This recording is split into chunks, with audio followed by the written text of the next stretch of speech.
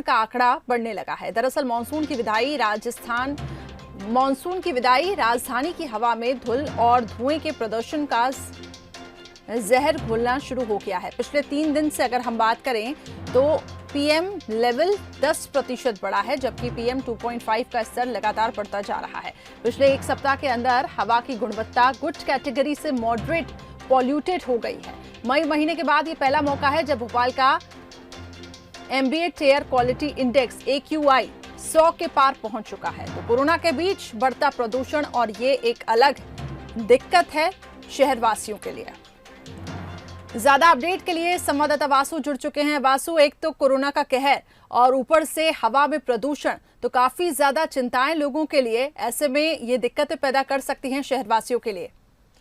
बिल्कुल करिश्मा, आपने ठीक कहा। देखिए, कोरोना की जो बीमारी है वो आपके फेफड़ों पे सीधा असर करती है, संक्रमित करती है, और जो खराब हवा है उसमें सांस लेने से भी फेफड़ों का संक्रमण होता है और जो स्वास्थ्य संबंधी परेशानियां हैं वो बढ़ जाती है। तो ऐसे में ये जो दोहरा कहर है, दोहरी मार है राजधानी वासियों पर पड़ रही है, क्योंकि भोपाल में हम देख रहे हैं कोरोना का संक्रमण तो बेकाबू है, तेजी से बढ़ ही रहा है, लेकिन अब इसके साथ ही जैसे जैसे मानसून की विदाई हो रही है, हवा में जैसे जैसे नमी की कमी आ रही है, वैसे ही अब पॉल्यूशन का जो इंडेक्स है, ग्राफ है, वो बढ़ता हुआ नजर आ रहा है। पिछले 3 दिनों में मॉडरेट क्वालिटी, बैड क्वालिटी में जो हवा की गुणवत्ता है वो कहीं ना कहीं पॉल्यूटेड क्वालिटी में जो है पहुंचती हुई नजर आ रही है। AQI जो 50 रहता है तो सांस लेने के लिए बेहतर रहता है।